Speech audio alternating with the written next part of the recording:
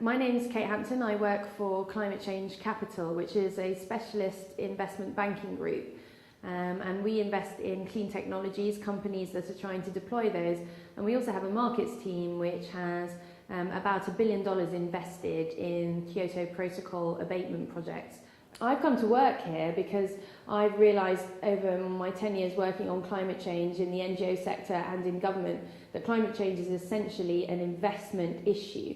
In order to mitigate climate change, in order to reduce emissions, we have to reorient private capital flows away from dirty energy to essentially clean energy. First, I think emissions trading is only ever as good as the objectives that are set by government. So clearly, if governments don't really require business to reduce emissions very much, then people are passing around allowances and making a lot of money without really doing anything.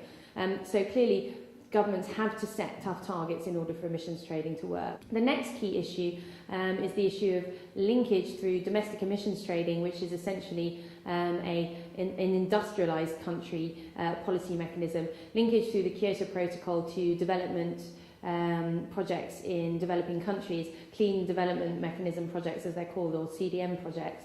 Now, there's a lot of controversy around these projects. I'd like to give you a quick description of what I think the CDM market developments have been recently. The emissions trading is a very good way of hoovering up the low-hanging fruit, the lowest cost reductions around the world. That's what it was designed to do. And in fact, it's driven price discovery across the world, and business and governments have been very surprised about how many low-cost opportunities there are around the world through industrial gas projects, which are essentially kind of end-of-pipe projects where you stick a widget on the end of a chemical factory and reduce emissions. Those are very, very easy projects to do. They're cheap to do. And clearly the private sector has been hoovering up a lot of those. And what we want to see going forward, clearly, is transformational investments where we're reorienting the energy sectors of individual countries away from, say, dirtier coal plants towards cleaner renewable technologies or carbon capture and storage, for instance.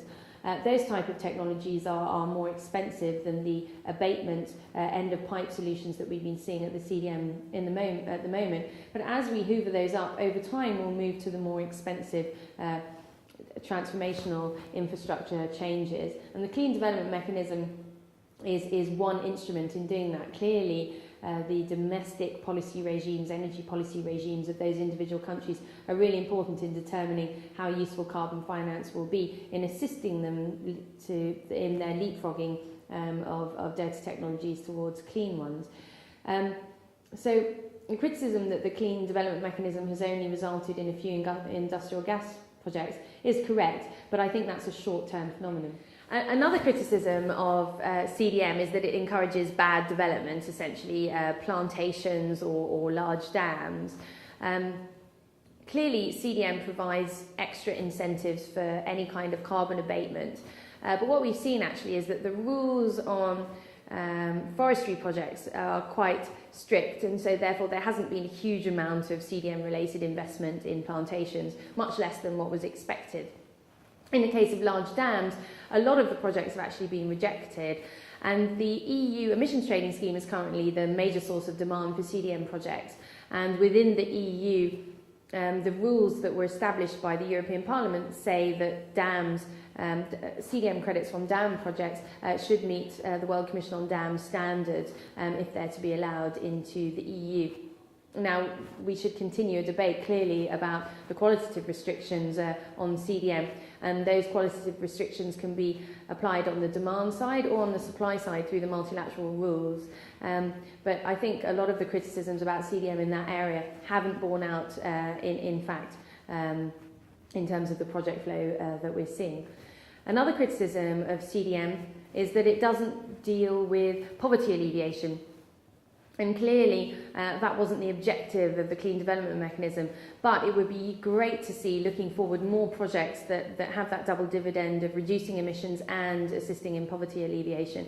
I think one of the major reasons for that is that there's a lack of post-2012 value, and a lot of the sorts of projects that will help alleviate poverty actually have payback periods that go beyond 2012.